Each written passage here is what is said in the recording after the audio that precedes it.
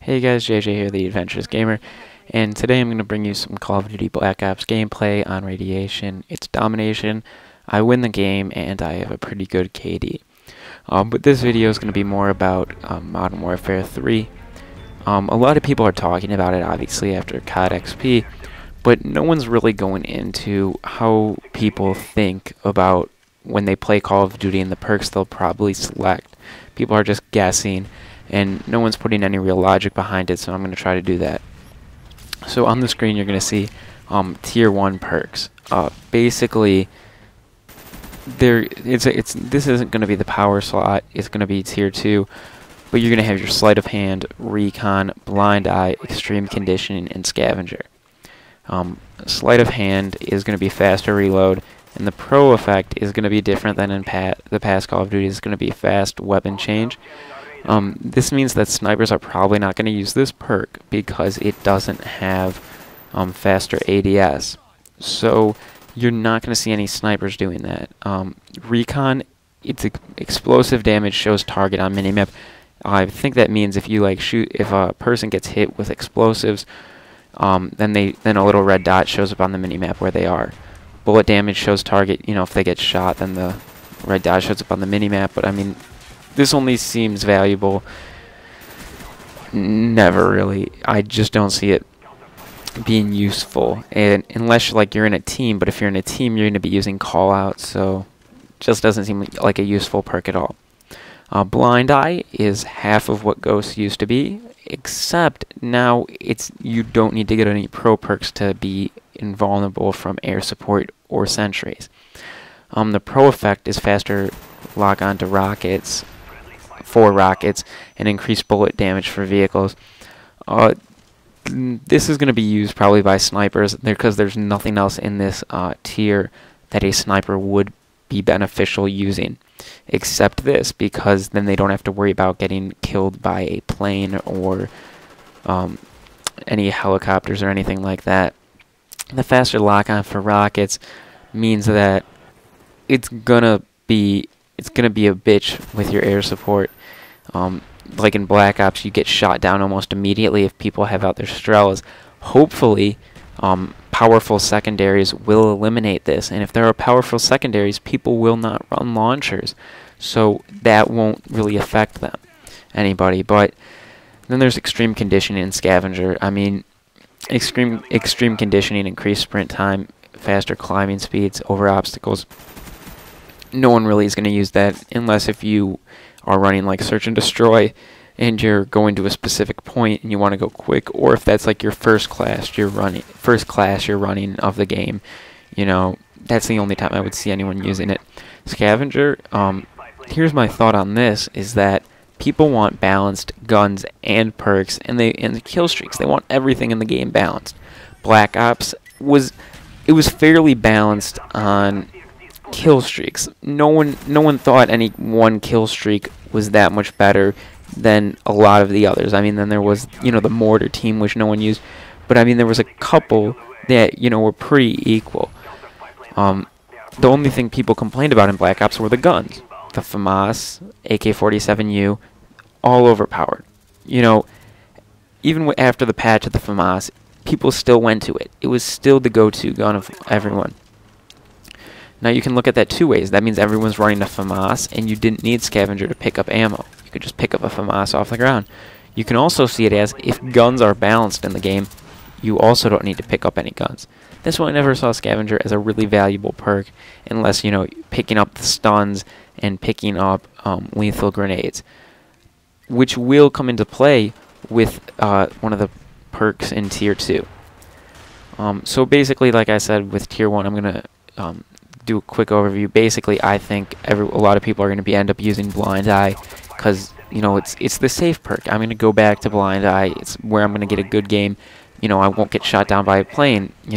You get killed by a kill streak a bunch of times. You're gonna have a class with this. You don't even need to get the pro version to be invulnerable from air support. So why wouldn't you?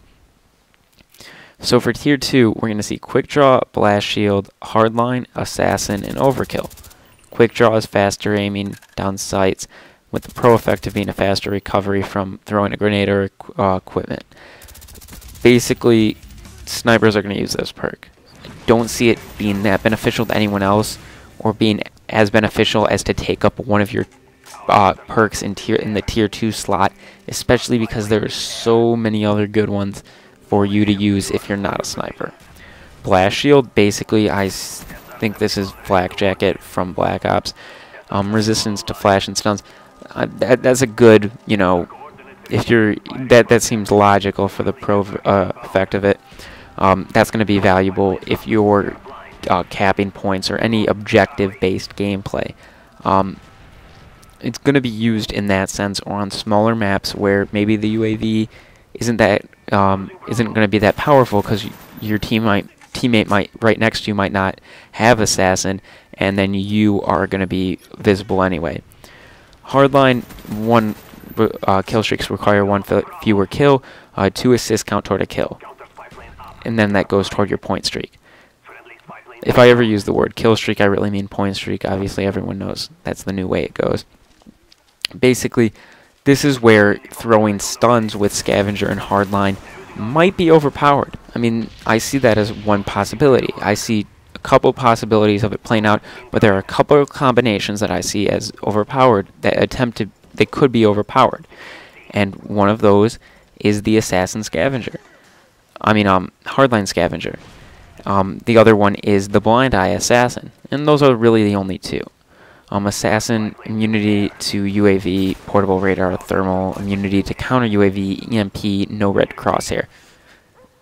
That's gonna be bad. I mean, that with Blind Eye, you're invulnerable. I mean, Overkill. The next one, who's gonna use it, man? I mean, you just pick up a gun off the ground, unless the guns are set up that only a certain type of gun is good for a certain type of engagement, a long-range engagement, and maps contain multiple types of engagements. That's the only time I would see it valuable, but I don't even think the maps are set up for that. Tier 3, running a little short on time, but basically, Marksman, Stalker, Sit Rep, Steady Aim, Dead Silence. All of these, except Stalker, have been in past Call of Duties. Marksman, and Marksman, identify targets from a distance. I think, you mark them and then they're available on radar for a little bit.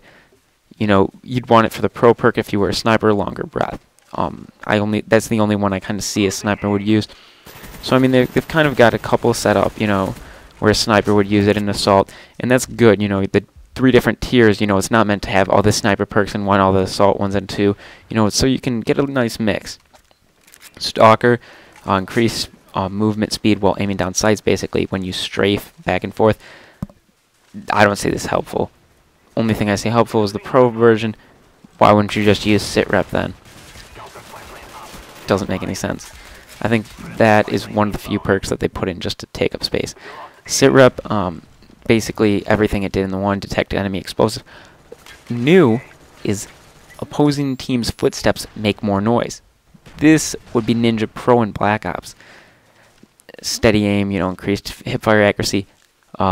Weapon more ready to aim after sprinting. Same thing as Black Ops, literally the same thing. Dead Silent, quieter. Do not take any fall damage for the pro version. This is what I like. Sit Rep and Dead Silence.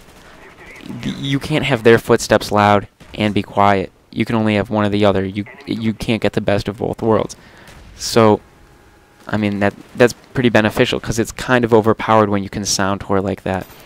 And I think that's one of the better things they've done. They're going to do with Modern Warfare 3.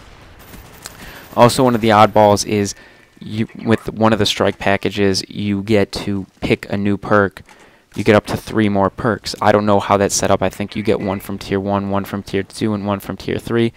So, I'm going to see how that plays out. I'm going to do another video on the strike packages, and I'm going to look at that and see, how balanced that's going to be. Anyway, you guys, the video is winding down right now. I'm about to win, and I don't know exactly what my KD is right now, but I know I finished well. Anyway, if you guys like the video, give it a thumbs up. Tell me what you guys want to see, because I think this is going to be helpful for you guys understanding, that there's more behind perks.